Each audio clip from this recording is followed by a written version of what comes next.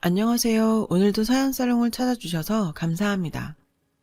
얼마 전 팔자에 없는 탐정 노릇을 하느라 발바닥에 땀이 나도록 뛰어다녔던 40대 여성이에요. 견원지간이라고 하죠. 개와 원숭이처럼 관계가 안 좋은 사이를 비유하는 말인데요. 저와 시동생이 바로 그런 사이예요. 원숭이띠인 저보다 14살 어린 개띠 시동생은 만나기만 하면 서로 못 잡아먹어서 으르렁대거든요. 사실 시동생과 제가 처음부터 이런 사이는 아니었어요. 오히려 그 반대였죠. 사람들이 다정한 모자지간으로 볼 정도로 우린 각별한 사이였어요. 그리고 거기엔 가슴 아픈 사연이 있고요. 저희 시어머님은 시동생이 초등학교에 들어가던 해 세상을 떠나셨어요.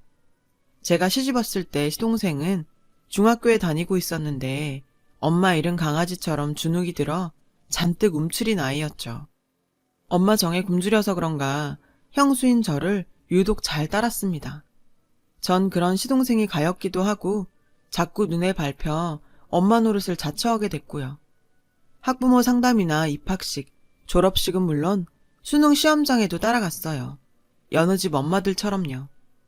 생각해보면 처음 시동생을 본 그날부터 전 이미 어린 시동생을 아들처럼 생각했던 것 같아요. 모르긴 해도 시동생도 저를 엄마처럼 따랐던 것 같고요. 그래서였어요. 우리 사이가 틀어진 건. 시동생과 제가 지금처럼 앙숙이 된 건 여자 때문이었죠. 사건은 시동생이 군 생활을 마치고 집으로 돌아온 지 얼마 안 돼 터졌어요. 복학 준비를 하느라 바쁘게 다니는 줄 알았는데 그게 아니었더라고요. 어느 날인가 집으로 여자를 데리고 와선 폭탄 선언을 하지 뭐예요. 형, 저 이 여자랑 결혼할 거예요. 두 분이 반대하셔도 어쩔 수 없어요. 오늘부터 내 방에서 같이 살 거니까. 청천벽력 같은 소리였죠. 아들처럼 정성 들여 키운 시동생이 제대하자마자 결혼하겠다며 집에 여자를 데려왔는데 왜 안 그렇겠어요. 좋아요. 거기까진 100번 양보한다 쳐요. 근데 데려온 여자가 어지간했어야죠. 손톱만큼이라도 상식적인 사람이었다면 그렇게까지 반대하지는 않았을 거예요. 이건 뭐 가정교육을 받긴 했는지 의심스러울 정도로 엉망이었죠. 부모가 어떤 사람인지 궁금할 정도로요. 술집 작부 같은 옷차림에 담배를 얼마나 피워댔는지 몸에서는 담배 쩔은 냄새가 진동했어요. 게다가 어떻게 된 게 어른을 보고도 인사 한 번을 안 해요. 그냥 빤히 쳐다보고는 그게 끝이에요. 거기다 밥상머리에선 더 가관이었어요. 어른이 수저를 들기도 전에 자기가 먼저 젓가락 들고 지 입에 맞는 반찬을 죄다 지 앞에 끌어다 놓고 먹질 않나. 식탁 의자 위에 무릎을 세우고 앉아서는 휴대폰 들고 SNS를 하면서 지 입에 물고 있던 젓가락으로 반찬을 뒤적거려요. 아, 정말 같이 밥을 먹다 보면 밥맛이 뚝 떨어진다니까요. 하도 얄미워서 설거지 좀 하라고 했더니 뭐라는지 아세요? 식구땡 해야 돼서 안 되겠대요. 그리고는 제 남편한테 가서 담배 한 가지 달라고 그러는 거 있죠. 아, 다시 생각해도 혈압이 오르네요. 근데 이런 건 다 이해한다 쳐요.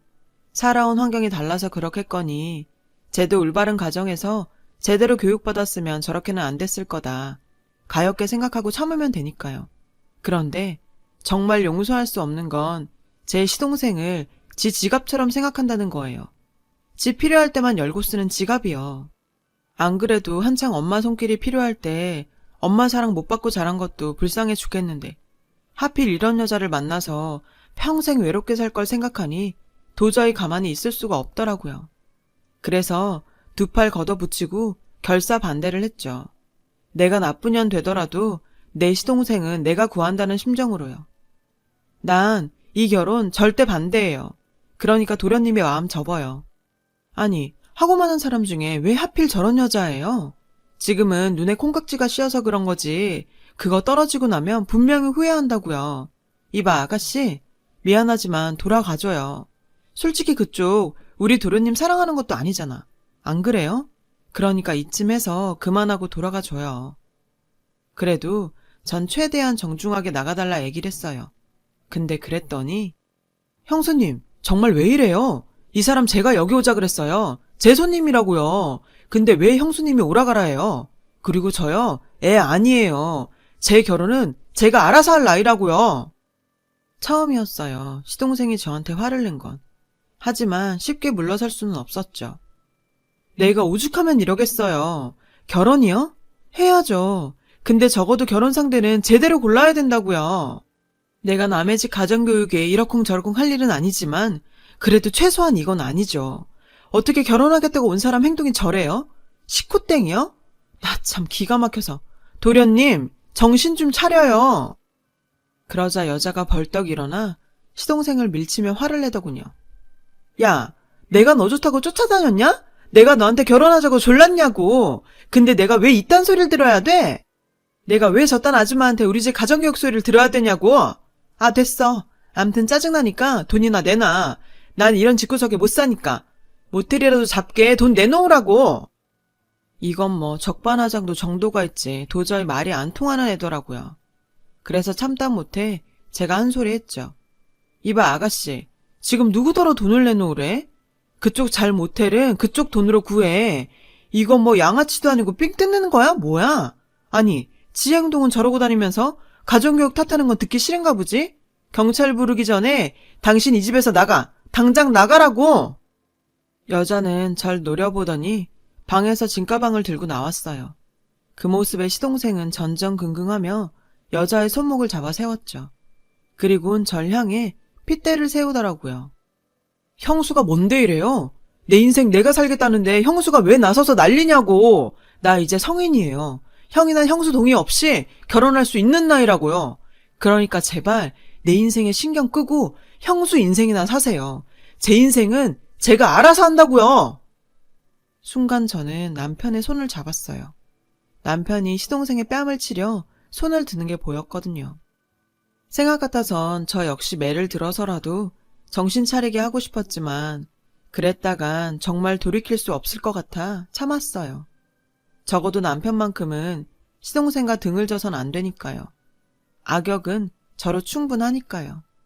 머리 검은 짐승은 거두는 게 아니라고 내 자식보다 애지중지 키운 시동생한테 이런 소리를 듣고 나니 가슴이 미어졌죠. 내가 이 꼴을 보려고 그동안 유난을 떨며 저걸 키웠나 싶더라고요. 믿었던 도끼에 발등을 찍혀도 이렇게 아프진 않을 것 같았어요. 그래서 결국 저는 짐가방을 쌌어요. 당신 똑똑히 들어. 나 이제 당신 동생이랑 같이 안 살아. 그러니까 당신이 결정해. 난지 아니면 당신 동생인지. 애 데리고 친정 가 있을 테니까 결정되면 그때 연락해. 그날 전 아이를 데리고 친정으로 갔어요. 그리고 한 일주일쯤 지났을까? 남편이 절 찾아왔더라고요. 시동생한테 월세집 보증금 쪼로 3천만 원 쥐어주고 여자랑 내보냈다고요. 이번 일은 다 자기 탓이라며 자기가 동생한테 신경 못 써서 생긴 일이라고 자기가 잘못했다고요. 그리곤 지금까지 제가 자기 동생을 어떻게 키웠는지 알기에 제 마음을 100번 이해한다더군요. 그렇지만 자기 동생을 너무 미워하지는 말아달라고 울먹이더라고요. 그런 남편을 보니 가슴이 먹먹해졌어요. 결혼 후 얼마 안 돼 갑자기 시아버님이 돌아가시고 준비 없이 집안에 가장이 된 남편은 그동안 가장의 무게를 어깨에 짊어지고 맘고생이 많았거든요.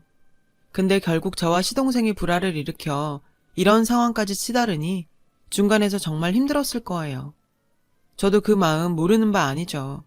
그래서 이번 일은 여기서 끝내고 더 이상 왈가왈부하지 않기로 했어요. 그날 이후 시동생 보는 건 1년에 딱 2번 시부모님 제사 때뿐이었어요. 여자는 오지 않고 늘 시동생 혼자 왔죠. 저도 그 편이 낫다고 생각했고요. 괜히 와봐야 얼굴 붉히기밖에 더 하겠어요. 시동생은 날이 갈수록 몸이 야유어갔죠. 휴학하고 배달 일을 한다더군요. 몸은 고되지만 움직이는 만큼 돈을 벌 수 있어서 자긴 그게 좋다나요? 좋기는 개뿔. 몸은 황태처럼 말라가지고는 저와는 여전히 냉랭한 상태였어요. 아니, 오히려 그 이상이었죠. 평생 말대꾸 한 번 없던 시동생이 제 말에 툭툭 시비를 걸더라고요. 그뿐인 줄 아세요? 안 하던 반찬 투정까지 하는 거예요. 음식이 짜니 싱겁니 아주 웃겨서 정말. 그래서 저도 지지 않으려고 비아냥댔죠. 큰 소리 떵떵 치고 나가더니 사흘에 피죽 한 그릇 못 얻어먹고 사나봐요. 그리고 보증금은 언제 돌려줄 거예요? 돈 3천, 작은 돈 아니에요. 뭘 모르는 것 같아 한마디 하겠는데요. 결혼은요, 나이 찼다고 하는 게 아니라 제 힘으로 가정 꾸리고 이끌 능력이 생겼을 때 하는 거예요.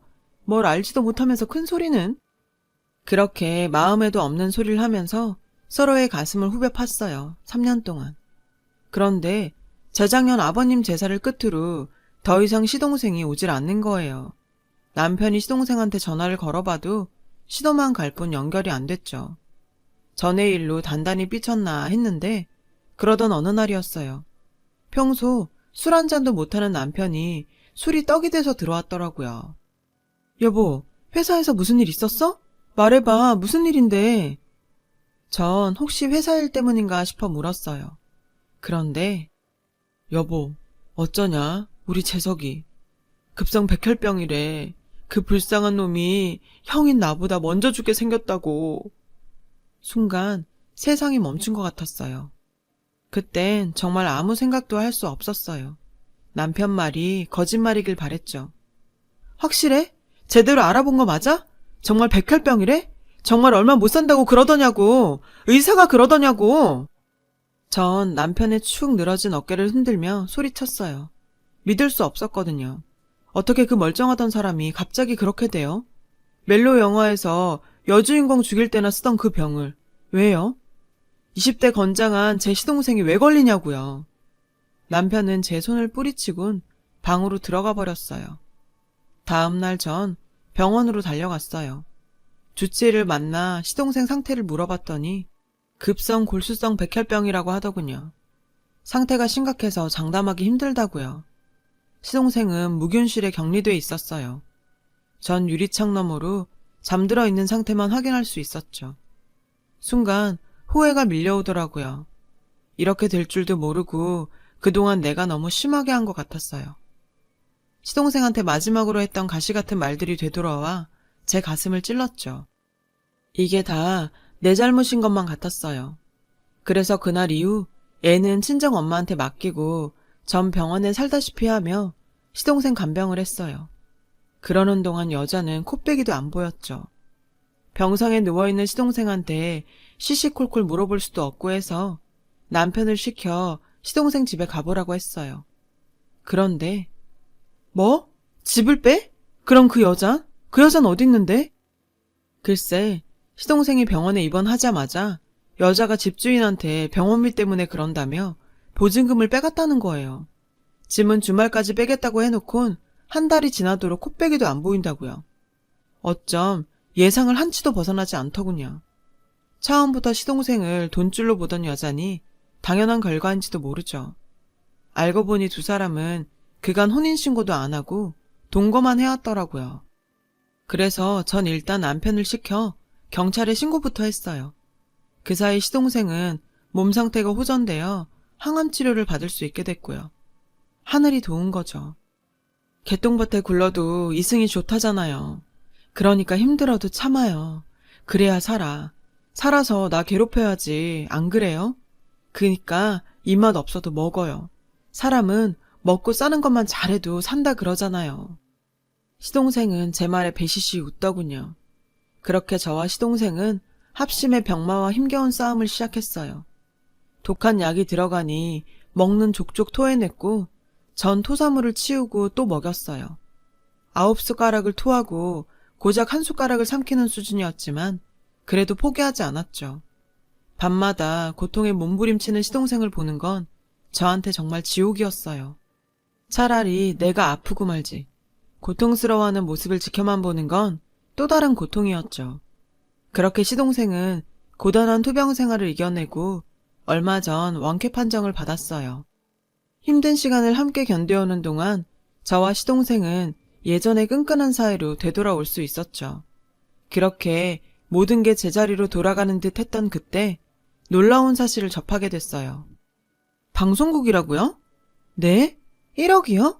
저희한테 후원금을 주셨다니 그게 무슨 소리예요? 저흰 받은 적이 없어요. 후원금이고 나발이고 받은 적 없다고요. 도대체 뭔 소리를 하는 거야? 말인즉슨 시동생의 투병 사연을 라디오 방송에 내보냈고 청취자들이 시동생을 위해 후원금을 모아 보냈다는 거예요. 무려 1억이나요. 방송국 측에선 시동생 통장으로 분명히 돈을 보냈다며 계좌 확인을 하라더군요. 확인해보니 정말 1억이 들어왔더라고요. 바로 빠져나갔지만. 알아보니 사연을 보낸 사람은 시동생과 동거를 했던 그 여자였어요. 심지어 해당 방송과 전화 연결까지 해선 시동생의 상태를 전했고 자신의 곁에서 헌신적으로 간병을 하는 척 연기까지 했더라고요. 그리곤 시동생 계좌에서 후원금을 쓱싹한 거죠. 얼마 전 그동안 후원금을 받았던 사연의 후기를 엮어 방송에 내보내려 그 여자 폰으로 전화를 했지만 연결이 되지 않자 직접 병원에 연락을 했던 거였죠. 정말 인간 같지도 않은 거였어요. 지금껏 시동생 등골을 빼먹은 걸로도 부족해서 아픈 사람 팔아 후원금까지 가로채다니. 귀신들은 뭐 하나 몰라요. 이런 거 안 잡아가고. 그래서 귀신 대신 제가 직접 그년을 잡기로 했어요. 이게 사람을 135로 띄엄띄엄 본 모양인데 제가 또 집요하게 파고드는 거 하나는 귀신이거든요. 바람난 친구 남편 내연녀도 다 잡아줄 정도로 그쪽으론 제가 좀 빠삭이죠. 일단 시동생을 통해 그 여자 SNS를 죄다 찾아냈어요. 똥개가 똥을 끊지 그 여자처럼 SNS에 중독된 여잔 절대 그거 못 끊거든요. 그리고 역시 제 예상이 맞았어요. 보증금이며 후원금 가로챈 걸로 아주 잘 살고 있더군요. SNS엔 해외 고급 리조트에서 놀고 먹는 사진들로 도배가 되어 있었죠. 강남 강북할 거 없이 힙하다고 소문난 곳이면 어디든 달려가는 모양이었어요. 그래서 전 그 중에서 특히 여자가 애정하는 몇 곳을 추려 뻗치기에 들어갔죠. 마치 잠복 근무하는 형사처럼 차 안에서 빵과 우유를 때우며 그년을 기다렸어요. 그러는 사이 여자한테 오만 정이 다 떨어진 시동생은 방송국과 연락해 후원금 반환 소송을 진행했어요. 물론 경찰에 신고도 했고요. 그러는 중에도 이런 사실을 아는지 모르는지 그 여자의 SNS는 연일 업데이트 되고 있었죠. 그리고 드디어 제 눈앞에 그 여자가 나타났어요. 제 시동생 팔아 받은 후원금으로 명품 선글라스에 명품 백까지 들고 걸어오더군요. 전 정광석화처럼 차에서 뛰어내려 그 여자의 머리채를 낚아챘어요. 여자는 느닷없는 봉변에 소리를 질렀죠. 동네 아줌마들이 하나 둘 모여들자 사람 살려 소리를 치며 아주 날 미친년 취급까지 하더라고요. 그러자 몇몇 분들이 나서서 절 말리기 시작했어요. 그래서 전 그동안 애청하던 막장 드라마 내공을 발휘했죠. 내 남편이랑 붙어먹고 네가 멀쩡할 줄 알았냐? 어디서 상간녀 주제에 살려달라 큰 소리야. 그 순간 말로 하지 왜 폭력을 쓰냐며 뜯어말리던 아주머니들의 눈빛이 싸늘하게 변해버렸어요. 그리곤 절 잡았던 손을 놓으시더군요. 여자는 거짓말이라고 항변했지만 이미 제 쪽으로 돌아선 아주머니들은 여자의 말을 믿으려 하지 않았어요. 오히려 쌍욕을 퍼부어 주셨죠. 당연하죠. 지구상에 상간녀를 도와줄 여자는 없으니까요. 전 그 여자를 끌고 차에 태웠어요. 그리곤 차 문을 걸었죠. 야, 네가 사람이야? 생사를 넘나드는 사람 팔아서 받은 후원금을 가로채? 그 돈으로 여행 다니고 명품백 드니까 살맛나디? 백날 명품으로 도배를 해봐라. 너 같은 막장 인생이 하루아침에 변하나. 넌 온몸에 금칠을 해도 싸구려티 절대 못 벗어. 왠 줄 알아? 네 인생 자체가 싸구려니까. 뭐래 이 늘다리 아줌마가. 이거 놔. 경찰 부르기 전에 놓으라고. 막말로 내가 그쪽 돈 빼간 것도 아니고 내가 써서 보낸 걸로 타낸 돈인데 뭐가 문제야? 별 볼 일 없는 그딴 인간이랑 살아준 위자료라고 치면 될 것 가지고 왜 쫓아와서 지랄이냐고. 아우 재수없어 정말. 뚫린 입이라고 말은 잘하더군요. 위자료 같은 소리하고 자빠졌네. 너 같은 걸 시골 티켓다방에서 1,000만 원이나 주고 빼준 사람한테 뭐? 위자료? 위자료는 네가 내야지. 마음 여린 군발이 꼬셔서 시궁창에서 발 뺐으면 남은 인생은 제대로 살 생각을 했어야지. 그지 같은 네 인생 불쌍해서 걷어준 사람한테 은혜는 못 갚을 망정 뒤통수를 쳐? 그러고도 네가 사람이야? 네가 내 시동생한테 그랬다며? 니네 엄마가 너나타가 죽어서 동양전 먹고 자랐다고. 아주 불쌍한 척은 오지게 했더라. 근데 죽었다던 네 엄마가 환생이라도 했니? 네 SNS에 댓글까지 달았던데? 두 눈 시퍼렇게 뜨고 살아있는 엄마도 죽이고 지 인생 구원해준 남자도 팔아먹고 넌 정말 뭐가 되려고 이러니? 암튼 네 자력으론 도저히 갱생이 안 될 것 같아서 내가 공권력의 힘으로 교화시켜주려고 하니까 감사하게 생각해라. 그리고 네가 들고 튄 보증금 3천만 원 그거 내 남편 돈이거든? 그래서 남편이 너 절도죄로 신고했어. 그리고 방송국에서 받은 후원금 말이야. 시동생이 방송국이랑 합심해서 반환 소송 냈다니까 그 돈도 물어줘야 할 거야. 몇 년간은 바깥 공기 못 쓸 테니까 지금 쉼호흡 실컷 해둬. 알았어? 지금까지 뻗대던 여자는 제 얘기를 듣곤 손이 발이 되게 싹싹 빌며 용서해달라고 울고 짜더군요. 하지만 이런 얕은 쇼에 넘어갈 제가 아니죠. 현재 그 여자에 대한 재판은 진행 중이에요. 그 사이 거의 대부분의 돈을 유흥비로 탕진해서 후원금을 돌려받긴 힘들 것 같더군요. 아, 제 남편이 줬던 보증금이요. 그건 제가 그 여자네 부모 찾아가서 일부 받아냈어요. 나머지 천은 분할해서 갚겠다더군요. 자기 자식이 벌인 짓이니 갚겠다고요. 시동생은 다시 복학을 준비 중이에요. 1년의 사건으로 이젠 제 말이라면 죽는 신용까지 하는 착한 시동생이 됐죠. 전 정신 차린 아들내미 받아들이는 심정으로 시동생을 다시 품기로 했고요. 아휴, 남편도 시동생도 아들 둘 더 뒀다 생각하고 행복하게 살아보렵니다. 지금까지 다사다난했던 저희 가족의 인생 스토리를 들어주셔서 감사드려요. 들어주신 모든 분들 항상 건강하세요. 여러분, 사연 댓글에 응원과 현명한 조언 부탁드려요. 좋아요와 구독은 저에게 큰 힘이 됩니다. 오늘도 좋은 일 가득하세요.